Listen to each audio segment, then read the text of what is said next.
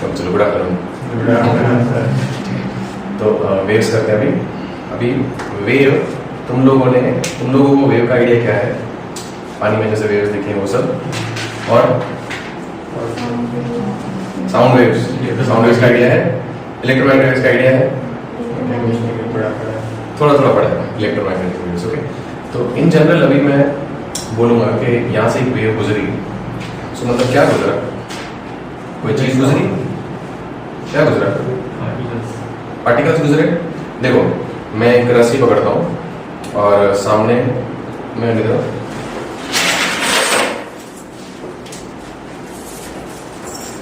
ये वाला चीज थ्रू आउट चैप्टर हम लोग भरपूर इसमें कंसेप्ट के लिए यूज करने वाले हैं, ठीक है। And I have chosen this steel rope thick thing क्योंकि इसका इलास्टिसिटी बहुत अच्छा होता है। ये अपन लोग ने mechanical properties of the wave पढ़ा, ठीक है।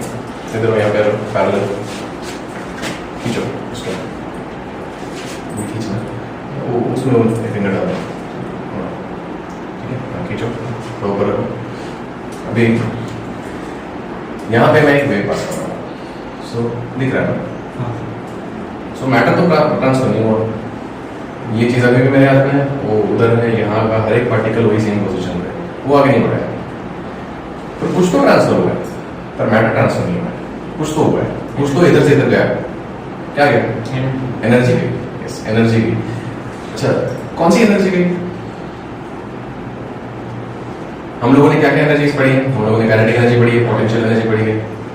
अब बेसिकली पोटेंशियल एनर्जी के थोड़े और फॉर्म्स पढ़े हैं, हीट एनर्जी। सो ये कौन सी एनर्जी गई? स्प्रिंग की पोटेंशियल एनर्जी गई।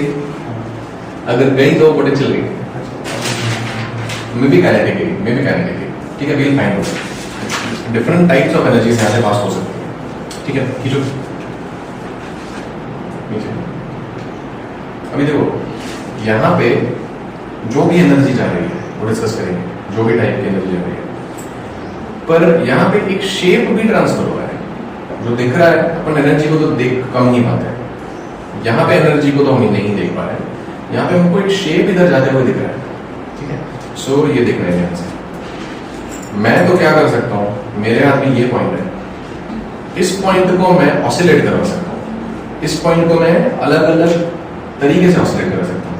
मैं इतना ऑसिलेट करा सकता हूँ, मैं इतना ऑसिलेट करा सकता हूँ, मैं नीचे से ऑसिलेट करा सकता हूँ, मैं साइडवेज ऑसिलेट करा सकता हूँ, मैं घुमा के ऑसिलेट करा सकता हूँ। So I can change the shape of my oscillations और वो शेप ट्रांसफर होता है।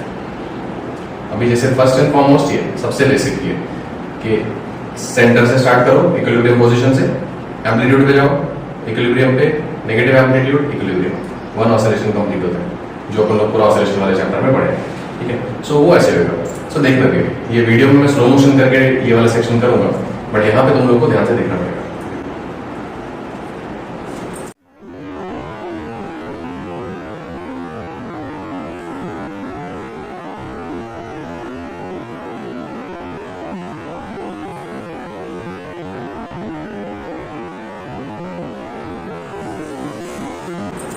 सो एग्जैक्टली वही चीज जा रहा है, मैं जो कर रहा हूँ।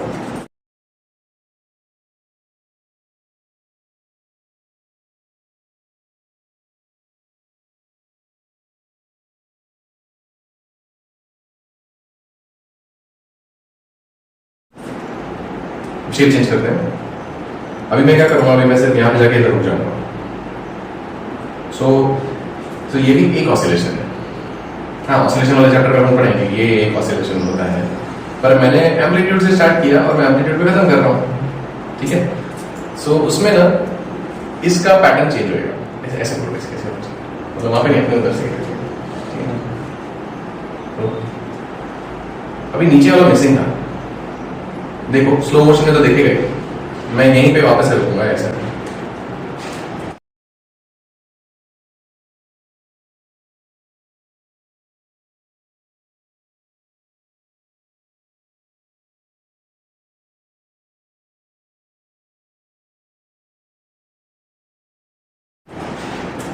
है ना? अभी नीचे से ही करता हूं मैं, टाइट करो।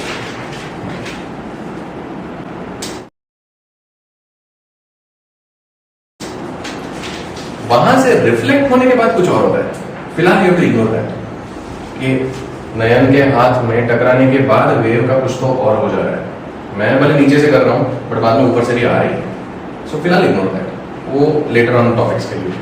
बट सिंगल वेव जो इधर गई वो पूरा नीचे से ही है। ओके, मैं ऐसे भी कर सकता हूं,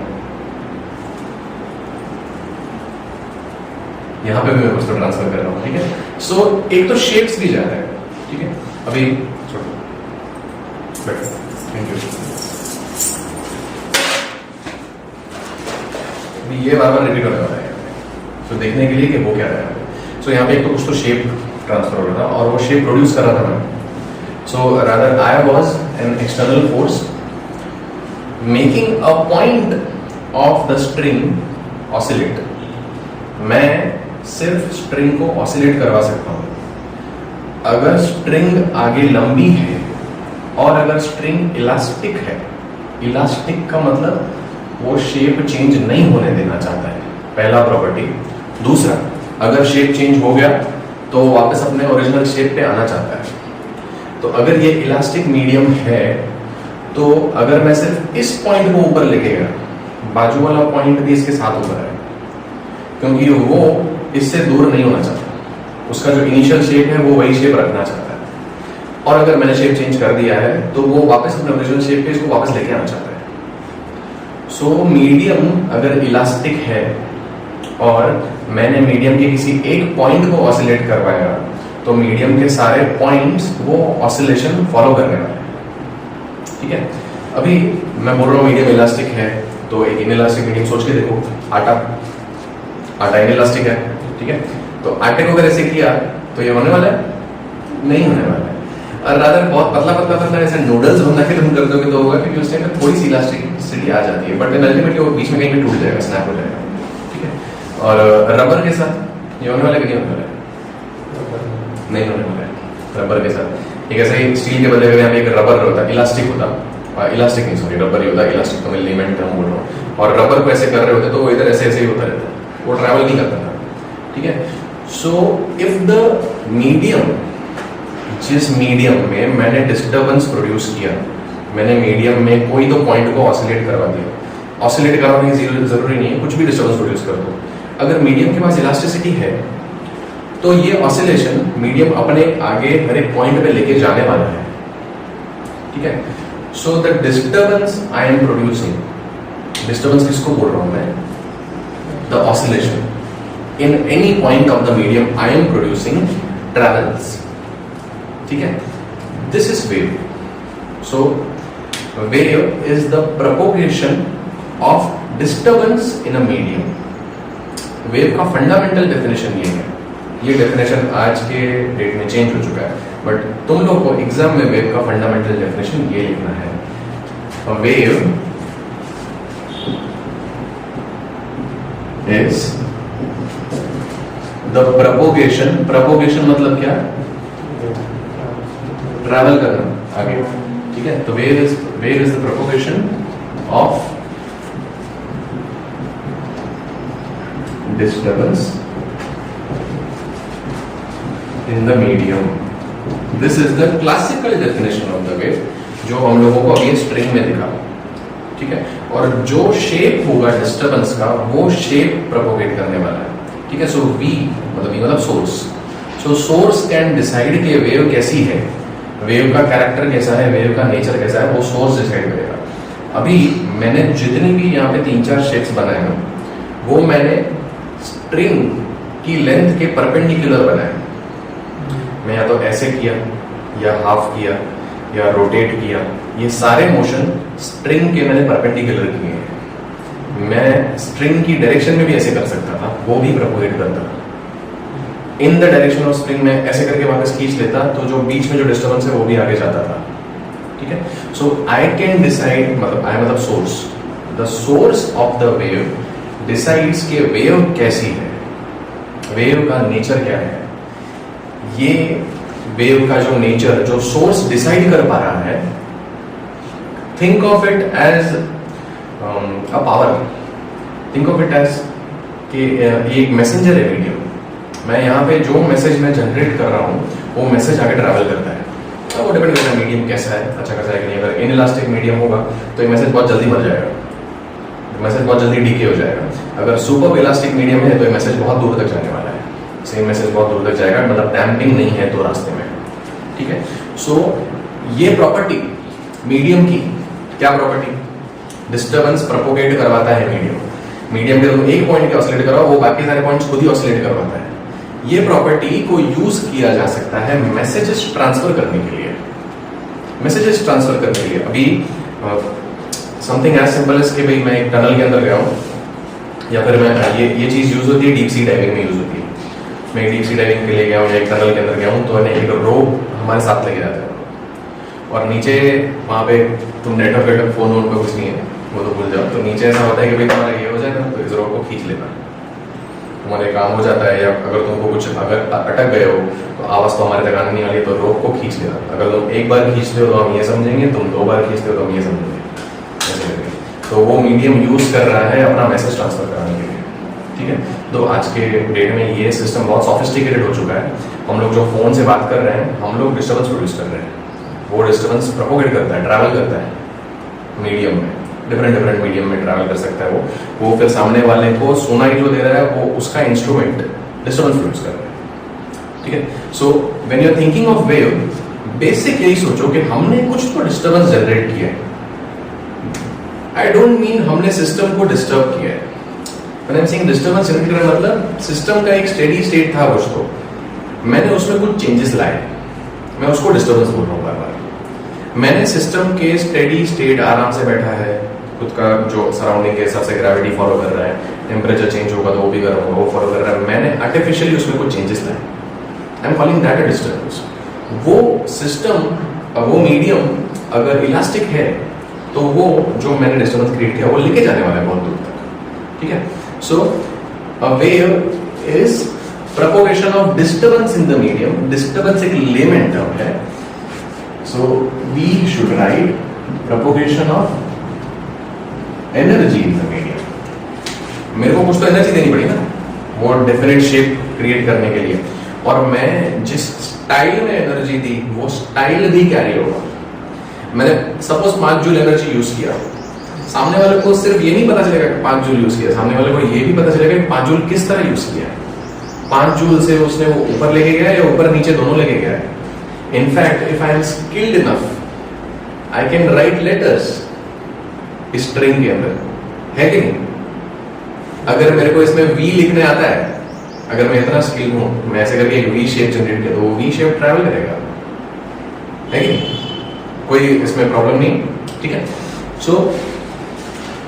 so think of propagation of disturbance, and वो डिस्टर्बेंस जो है वो एनर्जी, ठीक है। तो हम जो एनर्जी देते हैं वो एनर्जी आगे बढ़ने वाली है।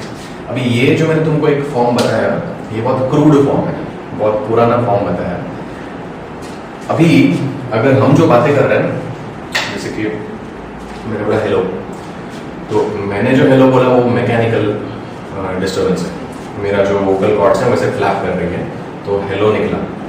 तो वो हेलो फोन का जो माइक्रोफोन है, हमारे मोबाइल फोन में जो माइक्रोफोन होगा, वो माइक्रोफोन वो हेलो हवा में जो डिस्टर्बेंस है उसको कन्वर्ट करेगा करंट में। माइक्रोफोन के अंदर एक डायफ्राम होता है, जैसा स्पीकर में डायफ्राम होता है वैसे माइक्रोफोन में भी डायफ्राम होता है। अब माइक्रोफोन का डायफ्राम छोटा होता है।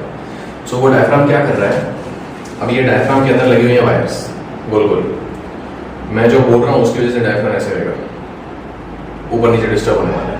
हमारे कान भी ऐसे ही काम करते हैं।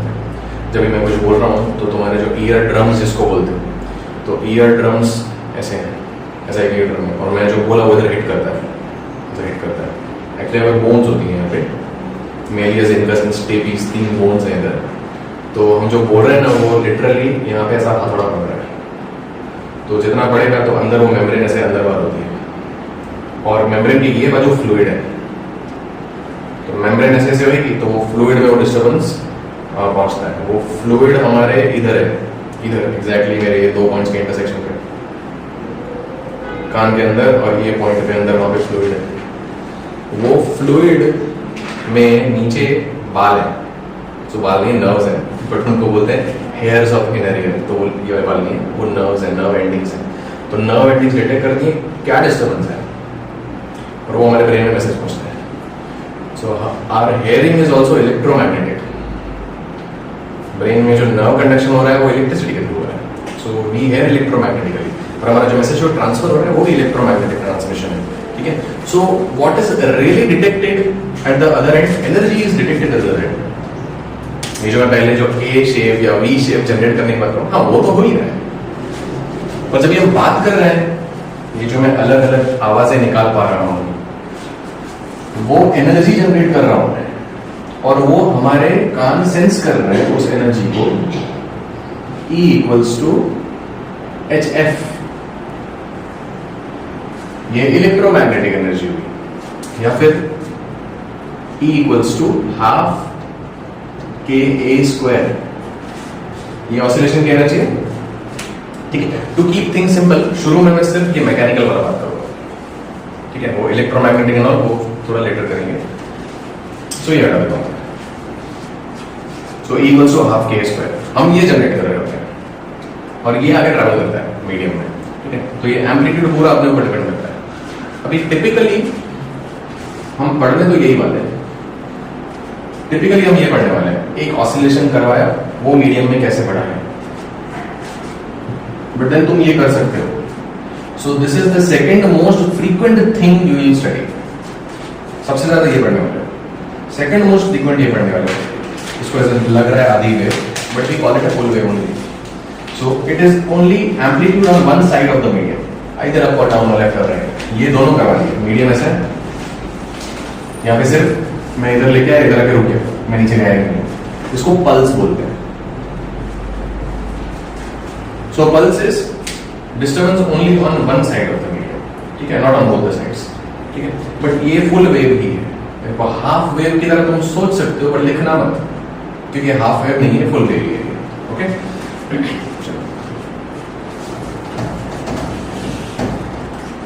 तो energy propagates in a wave.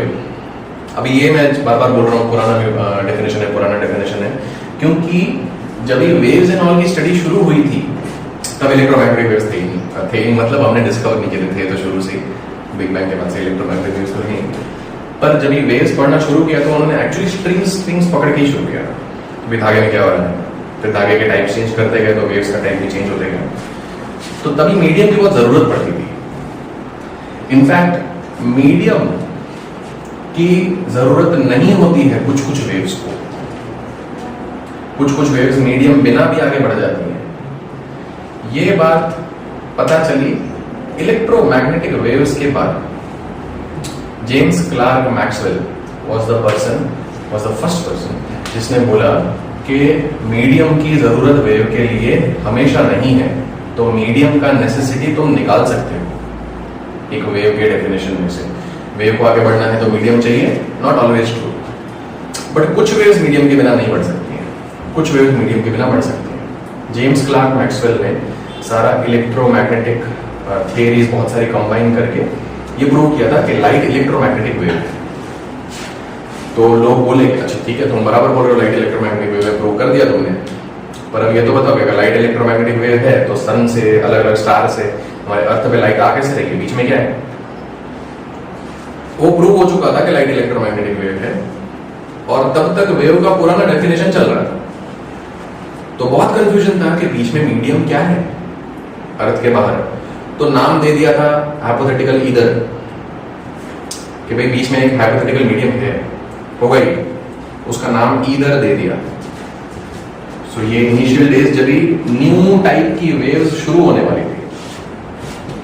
So either is the medium through out our universe, और उसमें से लाइट हमारे पास पहुंचती है। लोगों को कुछ प्रॉब्लम है, हाँ ठीक है, तो लाइट इलेक्ट्रोमैग्नेटिक वेव होगी।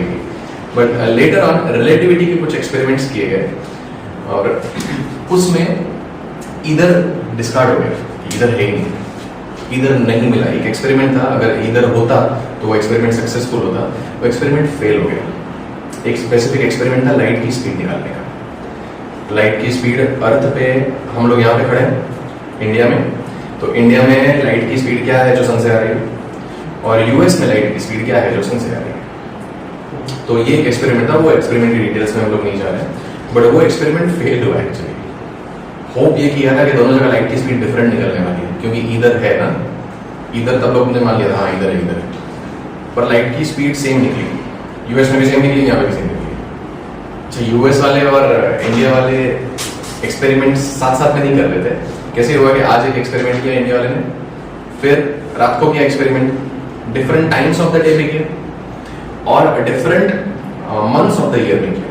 आज से 6 महीने बाद हम इधर हैं, अगर अभी सन कह रहा हूँ, तो आज से 6 महीने बाद हम लोग यहाँ पे कहीं पे होंगे, तो यहाँ पे किया है, यहाँ पे किया, दोनों हर कभी भी वो लोग करते थे लाइट की स्पीड सेम ही निकल रही थी।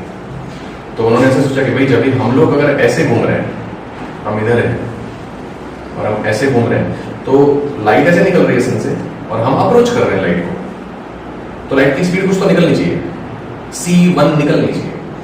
जब भी हम लोग यहाँ पे हैं, इधर हैं और हम ऐसे घूम रहे हैं, तो हम लाइट की डायरेक्शन में ही ट्रैवल कर रहे हैं ना, तो लाइट की रिलेटिव स्पीड कम होनी चाहिए। जब तुम ऐसे जाओ और तो सामने वाला ऐसे है, तो द स्पीड एड्स अप। जब तुम ऐसे जाओ, सामने वाला ऐसे जाए, तो तुम्हारी रिलेटिव स्पीड कम है। सो दिस वाज एक्सपेक्टेड कि लाइट की स्पीड अलग अलग जगहों पे डिफरेंट आनी चाहिए, पर कहीं डिफरेंस नहीं हुआ, लाइट की स्पीड सेम ही मिल रही थी हर जगह पे। सो अल्टीमेटली ईदर डिस्कार्ड हो गया इसकी वजह से कि भाई ईदर होता ही नहीं है, और उस दिन ये एस्टैब्लिश हुआ कि हाँ, वेव्स मीडियम के बिना ट्रैवल कर सकती हैं, और ऐसी वेव्स को नॉन मैकेनिकल वेव्स बोला जाता है। So there are some waves जिनके लिए मीडियम एब्सोल्युटली नेसेसरी है, जैसे कि साउंड हवा के बिना या पानी के बिना या सॉलिड के बिना नहीं ट्रैवल कर सकता है, साउंड वैक्यूम में नहीं ट्रैवल कर सकता है। जितने भी हम लोगों ने साइ-फाई मूवीज देखी है, अगर वैक्यूम में वो लोग ब्लास्ट हुआ और बम की आवाज आई है, तो वो गलत दिखाया हुआ है, ठीक है। So sound requires a medium to travel, light does not require a medium to travel. ये स्ट्रिंग का क्या, स्ट्रिंग को मीडियम चाहिए कि नहीं चाहिए ट्रैवल करने के लिए? अगर बीच में से कहीं से काट देते तो आगे जाता था, डिस्टर्बेंस नहीं जाता था। सो ये इसको भी मीडियम चाहिए। सो मीडियम अगर चाहिए तो वेव हुई मैकेनिकल, अगर मीडियम के बिना भी ट्रैवल कर सकती है वेव, तो वेव हुई non mechanical. Okay, so but still तुमको डेफिनेशन में लिखना पड़ेगा, क्योंकि तुम्हारे लिए अभी तक एक डेफिनेशन है, ठीक है। Though even inside the chapter you have के waves can travel without a medium, but definition में ये है। So depending on the necessity of medium, waves can be classified into mechanical and non-mechanical. So mechanical मतलब medium required.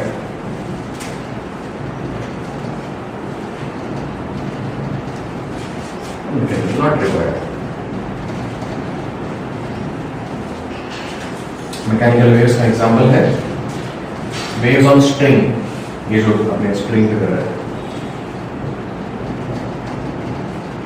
और दूसरा sound. Non mechanical के अंदर actually दो और हैं, एक तो इलेक्ट्रोमैग्नेटिक वेव्स और दूसरी मैटर वेव्स। ओके, सो ये दो नॉन मैकेनिकल है। इलेक्ट्रोमैग्नेटिक वेव मतलब लाइट का ही सोच सकते हो तुम लोग, बाकी लाइट के अलावा भी इलेक्ट्रोमैग्नेटिक वेव्स हैं, पूरा स्पेक्ट्रम है, ठीक है। मैटर वेव्स में मैटर खुद घूमता है।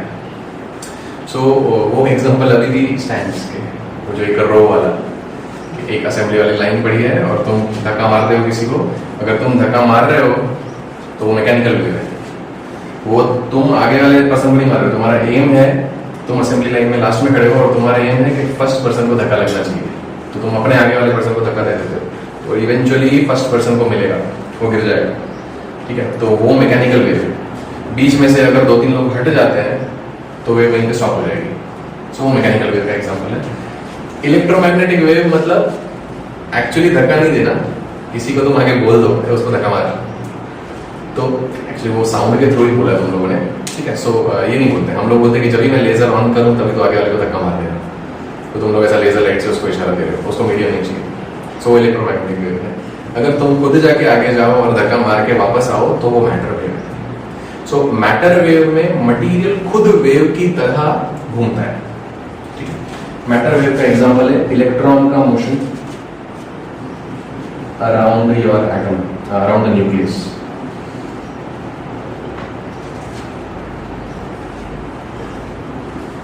ये मैटर वेव्स, ठीक है। ये दोनों वेव्स तुमको 12th स्टैंडर्ड में डिटेल में होने वाली हैं, ठीक है। सो अभी यहाँ पे जहाँ जरूरत पड़ेगी तो मैं थोड़ा थोड़ा कंपैरिजन के लिए लेके आऊंगा। बाकी अभी हम लोग सिर्फ मैकेनिकल वेव्स की डिटेल्स निकालने वाले हैं। बोलो। मैटर वेव्स जैसे कि आपने बताया, तो मैटर वेव्स में और वेव्स इन स्ट्रिंग में क्या फर्क है? वेव्स इन स्ट्रिंग में मैटर ट्रैवल नहीं करता, सिर्फ एनर्जी ट्रैवल करती है। मैटर वेव्स में मैटर भी ट्रैवल करता है। इलेक्ट्रॉन एक जगह से दूसरी जगह गया और वो वेव की तरह गया, तो वो मैटर वेव है। यहाँ पे इलेक्ट्रॉन एक जगह से दूसरी जगह नहीं गया, वो सारे इलेक्ट्रॉन्स वहीं पे हैं, ठीक है। डिस्टर्बेंस, एनर्जी सिर्फ ट्रैवल की है। ये दोनों जो है मैकेनिकल वेव और इलेक्ट्रोमैग्नेटिक वेव, ये दोनों वेव्स में मैटर ट्रैवल नहीं करता, सिर्फ एनर्जी आगे बढ़ती है। इसमें मैटर भी आगे जाता है, इसमें मटेरियल भी ट्रैवल करता है, वेव की तरह जाता है।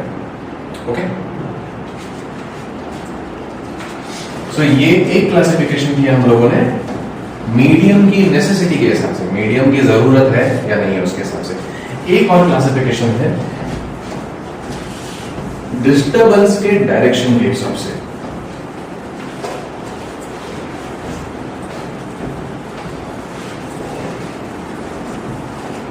So how is your disturbance? अभी ये रहा डायरेक्शन ऑफ प्रोपोगेशन, और मैं कितनी बार डायरेक्शन ऑफ प्रोपोगेशन को मैं मीडियम बोलते रहूंगा, but not necessary medium, medium नहीं भी हो। ये मैं जो लाइन बना रहा हूं यहां पे वेव जा रही है, सो ये वेलोसिटी ऑफ वेव, ओके। अगर मैंने ऑसिलेशन इसके परपेंडिकुलर करवाया, फिर चाहे कैसा भी करवाया, मैं फुल लेके गया या मैं हाफ लेके गया, नीचे लेके गया, या जब मैं सर्कल में भी घुमाया ना तो मैंने इस लाइन के तो मैंने परपेंडिकुलर घुमाया। अगर the direction of oscillation of particles is perpendicular to the direction of propagation, अगर ऑसिलेशन का डायरेक्शन v के परपेंडिकुलर है तो ऐसी वेव को बोलते हैं transverse wave. So propagation is perpendicular to oscillation, तो ये वेव को बोलेंगे ट्रांसवर्स।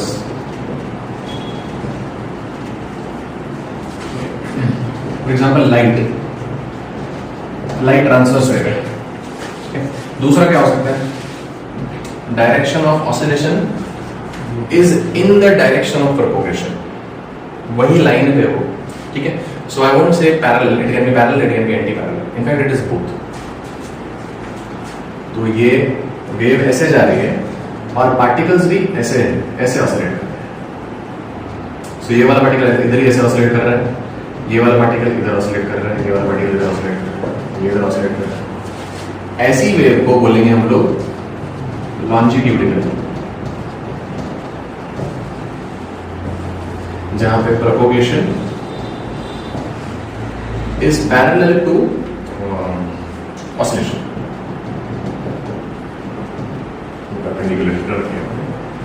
पैरेलल। सो पैरेलल और एंटी पैरेलल, सो ऐसा पता रहेगा, ठीक है। सो पैरेलल मतलब वेव इधर जा रही है तो पार्टिकल डिस्टर्बेंस इधर नहीं, इधर भी हो, पर वही लाइन पे ही है ना, तो लॉन्जिट्यूडिनल वेव है, ठीक है। For example sound is longitudinal,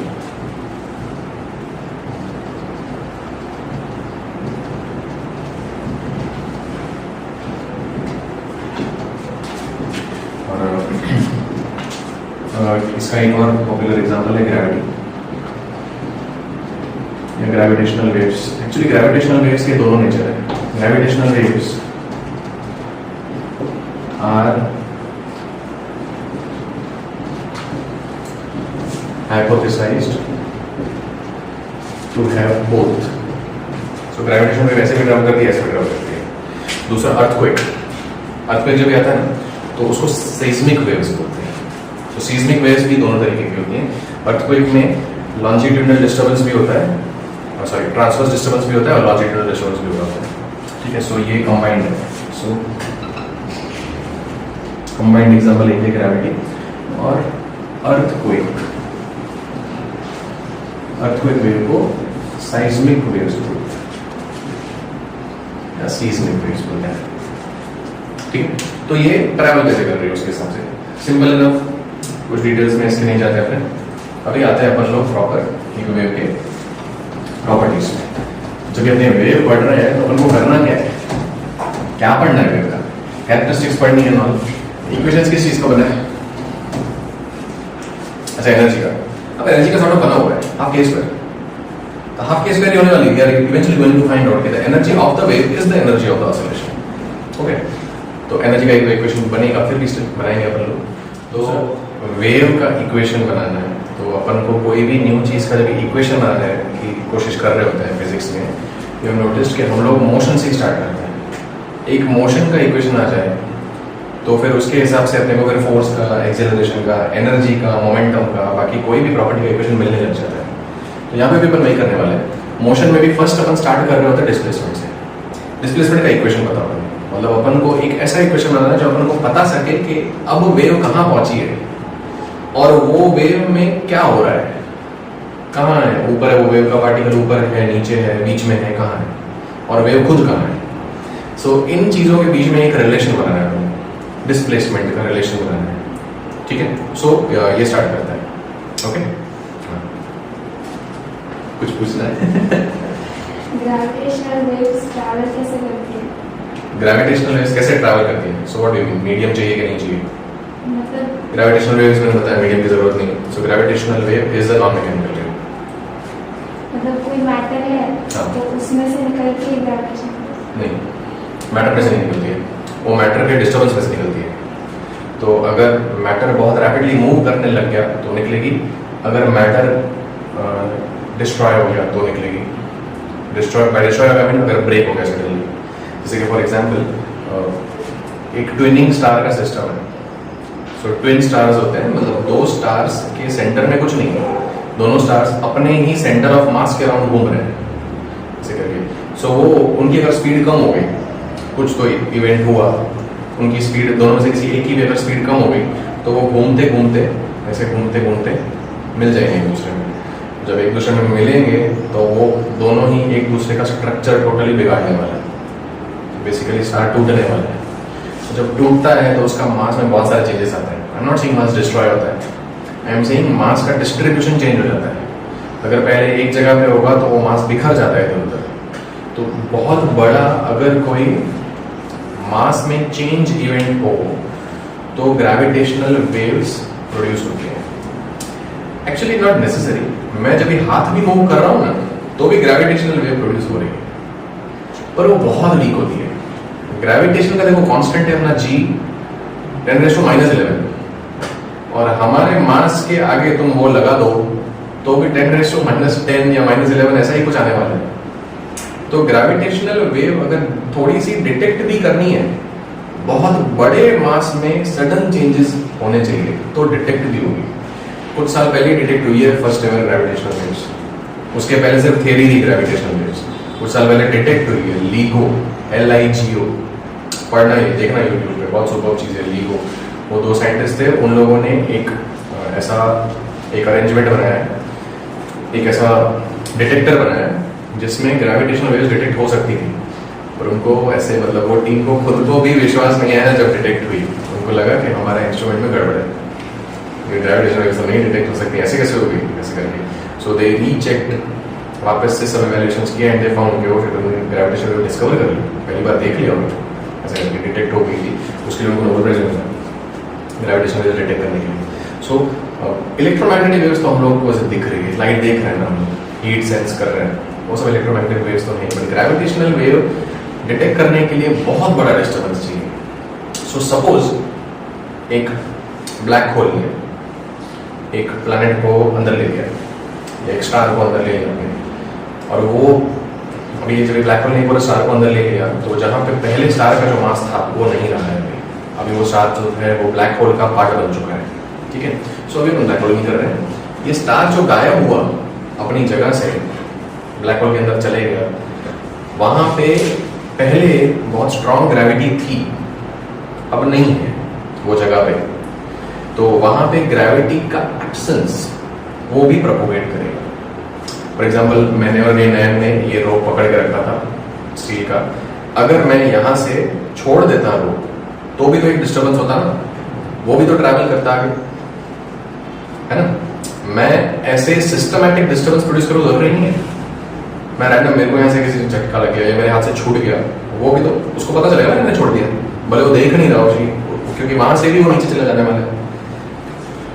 so a star being absent from its place या it being devoured by a black hole, वहां से ग्रेविटी मिसिंग हो जाएगी, तो वो जो मिस हुई है ग्रेविटी वो भी वेव की तरह ही प्रोपोगेट करने वाला है वैसे करके, ठीक है। सो इस तरीके से ग्रेविटेशनल वेव्स जनरेट होती है, मास के डिटेक्ट होती है बहुत बड़े मास के प्रेजेंस एब्सेंस या उसके डिस्टर्बेंस से। अब वो जो ट्रैवल कैसे करती है ना, वो ऐसे एक स्फीयर की तरह ट्रैवल करती है, वो ऐसे ट्रैवल करती है, ऐसे ऐसे करके ट्रैवल कर रही है। सो लाइट की अगर बात करो तो लाइट सिर्फ ऐसे ट्रैवल करती है, दो डायरेक्शंस में, अप और डाउन सोच सकते हो या लेफ्ट और राइट सोच सकते हो। एट अ टाइम लाइट का एक वेव ऐसे ही ट्रैवल करेगा, ठीक है। तो इसको डायपोल बोलते हैं, बायपोलर बोलते हैं। ये जो डायग्राम बना रहे बार बार, इसको क्रेस्ट बोलते हैं, इसको ट्रव बोलते हैं, है ना। ये पढ़ चुके हो तो में। सो क्रेस्ट और ट्रव तो पर्सपेक्टिव्स है। मैं अगर ऐसे देखूंगा तो यही क्रेस्ट है, ट्रव है। अच्छा, मैं बातें कर रहा हूँ तो तुमको सुनाई दे रहा है ना, अभी सेम सुनाई दे रहा है, टेढ़ा सुनाई दे रहा है। मैं उल्टा होकर बात करूंगा तो भी सेम सुनाई देगा। So crest and trough really don't matter, तुमको कौन सा सुनाई दे रहा है, तुमको ये कान का पड़ा है ये कान का, एक्चुअली दोनों ही पड़ता है और बहुत फास्ट फास्ट पड़ता है, but doesn't make a difference. Wave कैसे ओरिएंटेड है, it doesn't make a difference कि हम क्या परसीव कर रहे हैं, ठीक है। सो crest and trough really is बहुत मच वाले टर्म्स है जैसे करके। अभी हम लोग इनको सिर्फ एम्पलीट्यूड से बोलने वाले हैं दोनों को ही। What I am saying is कि ये दो है, एक जब भी अपने ट्रांसवर्स वेव पढ़ेंगे, लाइट है जैसे कि या स्ट्रिंग वाली जो वेव है, इसमें दो क्रेस्ट, एक क्रेस्ट एक तरफ है, मतलब एक अपर पॉइंट एक लोअर पॉइंट, एक लेफ्ट पॉइंट एक राइट पॉइंट है। ग्रेविटेशनल वेव्स में स्फेरिकल होता है, सो ऐसा नहीं होता है, ऐसा नहीं होता, कंबाइन होता है। सो ऐसा होता है, ऐसा होता है। ग्रेविटेशनल वेव्स ऐसे ट्रैवल करती है, ऐसे आगे बढ़ती है। ऐसा समझ लो एक ऐसा बॉल है, वो एक जगह पे ऐसा बॉल का साइज 0 हो गया और मैक्सिमम हो गया, 0 हो गया और मैक्सिमम हो गया। सो ऑसिलेशन ऐसे हो रहा है और वो ऑसिलेशन आगे बढ़ता है, ठीक है। So it's called quadrupole. तो ग्रेविटेशनल वेव्स का जो ऑसिलेशन है, it's called quadrupolar oscillation. So by quadrupolar I mean, by जब भी अपन लोग पोलर चीजों की बात कर रहे हैं, जैसे केमिस्ट्री में तुमने पोलर मॉलिक्यूल्स पढ़े हो, तो जब भी तुम पोलर बोल रहे हो ना, तो तुम यूजुअली सिर्फ दो पोल्स की बात कर रहे हो। So when you are saying polar you mean bipolar. वो बाय वर्ड बहुत बार नहीं यूज किया जाता है। There can be 3 poles, there can be 4 poles, ठीक है। So gravitational waves are quadrupoles. Quadrupoles मतलब उसके 4 पोल्स हैं। सो बाय 4 पोल्स है मीन ऐसे ऐसे भी है और ऐसे ऐसे भी है, वैसे करेंगे। सो वैसे इस प्लेन में एक्सपांड और कॉन्ट्रैक्ट होते रहते हैं, ये प्रूव्ड है। एंड सम स्टडीज शो कि ग्रेविटेशनल वेव लॉन्जिट्यूडनल भी है, ठीक है। सो ये रियली इसका स्ट्रॉन्ग प्रूफ अभी तक मिला नहीं है, but there are some studies going on कि भाई ये ट्रांसवर्स लॉन्जिट्यूडनल भी है, ठीक है। सो दैट शोज के अगर लॉन्जिट्यूडनल भी है तो मतलब एक्स, वाई और जेड तीनों एक्सिस में कर रही है, तीनों एक्स। तो एक बॉल की तरह एक्सपांड कॉन्ट्रैक्ट, तो इस तरीके से वेव आगे प्रोपोगेट कर रही है ग्रेविटेशनल वेव्स, ठीक है। अभी देखो, अभी मैंने एक ट्रांसवर्स वेव इधर से जनरेट की, ऐसा करके जनरेट की ट्रांसवर्स वेव, ओके। अभी ये सपोज ये जो मीडियम है पानी हो, हवा पानी को ले हवा। अब मैं हवा में ट्रांसवर्स वेव जनरेट कर रहा हूँ, ऐसे बैठ तो ट्रैवल करेगी, हवा में ट्रांसवर्स वेव ट्रैवल करेगी कैसे? मेरे को फील नहीं हो रहा, मेरा हाथ दूर है इसलिए डैम्पिंग हो जाती है। इधर करके देखो, ऐसे करके देखो खुद को, देखो जितना दूर ट्रैवल करती है हवा आ रही है, कैसे आ रही है? पर थोड़ा डिफिकल्ट है सोचना। जो हवा तुम फील कर रहे हो वो ऊपर नीचे कर रहे हो, ऐसे कर रहे हो, ऐसे करके देखो, ऐसे करके देखो, can you feel the difference on that? या सेम हवा लग रही है? सेम हवा है। देखो अभी हवा को सॉलिडिफाई करते हैं, सोचते हैं कि ये हवा है और सॉलिडिफाई, सो मतलब जो मैं बोल रहा हूँ कि जो स्ट्रिंग जो पहले जो पकड़ी थी, it is made of air, the string is made of air, मैं ये बोल रहा हूँ। ऑब्वियसली इमेजिनरी एक सिचुएशन है, just to I want to make some point. वो स्ट्रिंग हवा की बनी हुई है या फिर वो स्ट्रिंग एक नॉन इलास्टिक मीडियम की बनी हुई है। एयर इज नॉट इलास्टिक, ठीक है। Fluids don't have elasticity. Fluids को अपना शेप रिटेन नहीं करना है, सॉलिड्स को ही अपना शेप रिटेन करना होगा। इलास्टिसिटी प्रॉपर्टी फ्लूइड्स में नहीं है। सो अभी ये स्ट्रिंग ये बनी हुई है कोई इनइलास्टिक मटेरियल की, सो एयर, और मैंने ये पॉइंट पकड़ के ऐसा ऊपर नीचे किया, बाकी सारे पॉइंट्स ऊपर नीचे होंगे क्या? इलास्टिसिटी नहीं होंगे, वो पॉइंट को टूट जाएगा, वो ये वाला पॉइंट इस वाले पॉइंट से अलग हो जाएगा, वो आगे प्रोपोगेट ही नहीं करवाने वाला। पर अगर मैंने इसको धक्का दिया ऐसे करके, एक पाइप है, एक पाइप में मैंने एक साइड से हवा को धक्का दिया, वो दूसरे एंड पे फील होता है। एक पाइप के एक एंड पे हाथ रख दो और दूसरे एंड पे तुम ऐसे ऐसे करो, यहाँ पे फील होएगा तुमको, तो ऐसे ऐसे करो नहीं फील होएगा तुमको। What I am trying to say is कि अगर इलास्टिसिटी नहीं है, मतलब फ्लूइड्स में इलास्टिसिटी नहीं होती है, तो इलास्टिसिटी नहीं है तो ट्रांसवर्स वेव्स नहीं बनती हैं। सो इलास्टिक मीडियम चाहिए ट्रांसवर्स वेव्स के लिए, सिर्फ मैकेनिकल वेव्स की बात हो रही है यहाँ पे।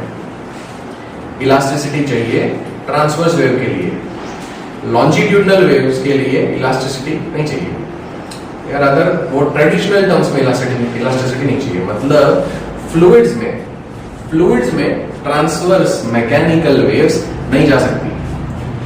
फ्लूइड में हम ट्रांसवर्स मैकेनिकल वेव को ट्रैवल नहीं करवा सकते, हम सिर्फ लॉन्जिट्यूडिनल को करवा सकते हैं। जैसे साउंड जो हम करवा रहे हैं वो लॉन्जिट्यूडिनल वेव है। अगर अपने मुंह के आगे से हाथ रख के कुछ बोलो कुछ, और तुमको मास्क के थ्रू, मतलब मास्क के बाहर नहीं, बोलो हेलो, बोलो बोलो बोलो हेलो हेलो हेलो हेलो। हवा को नहीं फील करनी है, हवा को फील नहीं करनी है। You can do it hello hello hello, बोलो बोलो बोलते रहो, एज इन कोई कांस्टेंट साउंड निकालो, एक कांस्टेंट साउंड निकालो। You can feel something vibrating, ठीक है। तो ये वोकल कॉर्ड जैसे जैसे क्लैप कर रहा है, वो यहाँ पे भी होता है, पर यहाँ पे बहुत वीक होता है क्योंकि हवा ना अपने को अंडरस्टैंड नहीं कर देती है। ये सॉलिड है इधर, तो सॉलिड के थ्रू इजीली वाइब्रेशन फील हो जाता है, एयर के थ्रू थोड़ा वीक होता है वो वाइब्रेशन फील, ठीक है। तो ये जो वेव है ये इस तरीके की वेव है। मान लो ये हमारा मुंह है, मेरे को बनाने नहीं आता है, मैं स्पीकर बना रहा हूँ, ये स्पीकर है, ओके। तो स्पीकर का ये मेम्ब्रेन है, तो ये जब ऐसे होता है तो वहां पे एयर के जो पार्टिकल्स हैं वो क्लोज आ जाते हैं एक दूसरे के, कंपेयर टू अदरवाइज। जैसे यहां पे नॉर्मल डिस्टेंस पे है,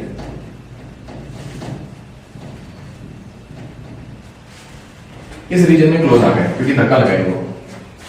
अब ये इनको धक्का लगा पर ये इतने क्लोज रहना चाहते नहीं है, ये थोड़े दूर रहना चाहते हैं।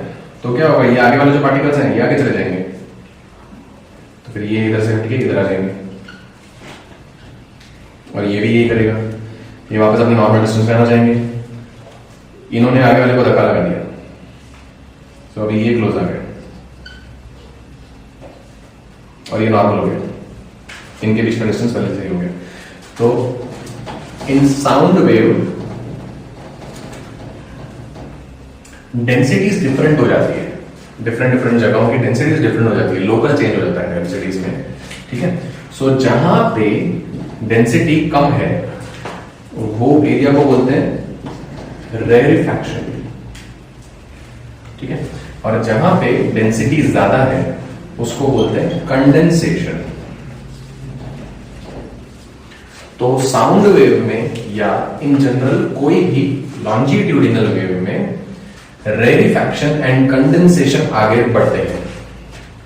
सो हवा का धक्का आगे बढ़ रहा है और वो सब तुम्हारे कानों में लग के कुछ एक साउंड प्रोड्यूस हो रहा है, ठीक है, सो वो ऐसे ऐसे ऐसे ऐसे रहेगा, तो ये एक longitudinal wave.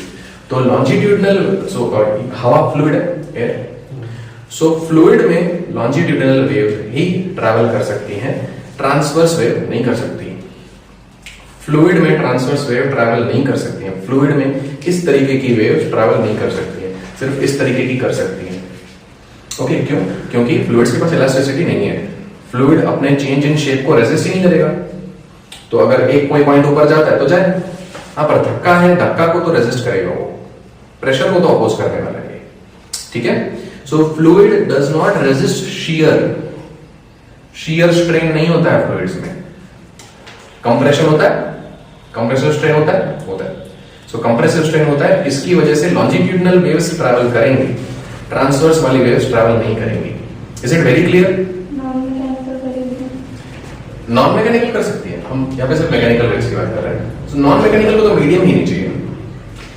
So is this clear कि अगर एक मैकेनिकल ट्रांसवर्स वेव चाहिए, मैकेनिकल ट्रांसवर्स वेव चाहिए, तो अपन के मीडियम के पास इलास्टिसिटी होनी चाहिए, शियर मॉड्यूलस उसका होना चाहिए। अगर शियर मॉड्यूलस नहीं है या वीक है तो मैकेनिकल वेव ट्रांसवर्स वाली ट्रैवल नहीं कर पाएगी, शियर मॉड्यूलस उसका कम है तो। ओके, शियर मॉड्यूलस मतलब जो शेप चेंज करता है, ठीक है। बहुत क्लियर है एकदम, तो मैं कंफ्यूज करूं? पानी में वेव्स कौन सी होती हैं, ट्रांसवर्स या लॉन्जिट्यूडनल? वो जो ऐसी ऐसी कौन सी है? ट्रांसवर्स है ना, अभी मैं बोला फ्लूइड में नहीं होती है, वो पानी में तो होती है, दिखता है अपने को, बड़ी बड़ी वेव्स होती हैं, और वो प्रोपोगेशन के परपेंडिकुलर ऑसिलेट कर रहे होते हैं पार्टिकल। क्लियर? तो ये कैसे हो गया? गड़बड़ है बाबा, ठीक है। सो हाँ, एग्जैक्टली, ग्रेविटेशनल वेव्स की वजह से। सो ये जो पानी में जो वेव्स होगी ना, जिसको बोलते हैं रिपल्स, रिपल्स RIPPLES, जो वाटर में जो रिपल्स होते हैं, they are not water waves at all. वो वाटर में डिस्टर्बेंस कुछ नहीं है, वो ग्रेविटेशन में डिस्टर्बेंस है, वो ग्रेविटेशनल फील्ड लोकल चेंजेस हो रहे हैं, ठीक है। और अंदर सपोज तुम अंदर ऐसे अगर स्विमिंग आती है तो तुम अंडर वाटर चले जाओ, अंदर तुमको ट्रांसवर्स वेव नहीं फील होने वाली है, अंदर तुमको लॉन्जिट्यूडनल वेव भी फील होने वाली है।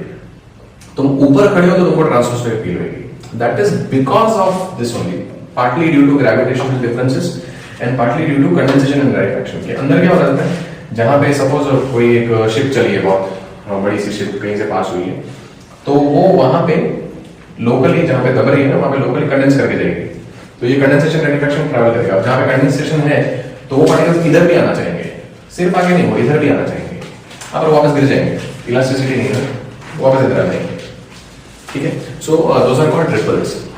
तो फ्लूइड में ट्रांसवर्स वेव नहीं जनरेट हो रही है, रादर वो फ्लूइड में रही है, बट वो फ्लूइड की प्रॉपर्टी नहीं है, वो जो ट्रांसवर्स वेव वहां पे जनरेट हो रही है वो ग्रेविटी की प्रॉपर्टी है, ठीक है। एब्स एंड टाइड्स जो होते हैं, फुल मून डे के दिन पे बहुत बड़ा बड़ा टाइड्स आते हैं पानी में, वो मून का ग्रेविटेशन, मून और रादर सन का ग्रेविटेशनल टग ऑफ वॉर है।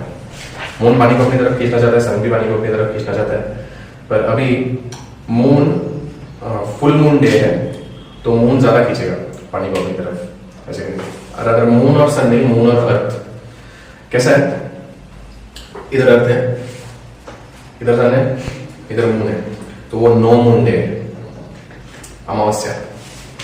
उस टाइम पे पानी को सन भी खींच रहा है इस तरफ, मून खींच रहा है इस तरफ, तो नेट फोर्स बहुत कम हो जाता है ना, क्योंकि ऑपोजिट डायरेक्शन में। फुल मून डे के दिन पे सन और मून हमारे सेम साइड होते हैं, हमारे एक अगर ऐसे काट दो हमारे लाइन को, ऐसा हाफ कर दो, यूनिवर्स को 2 पार्ट्स में डिवाइड कर दो, तो सन और मून सेम साइड रहेंगे, मतलब सन जो है वो मून को लाइट अप कर रहा है, ऐसे करके।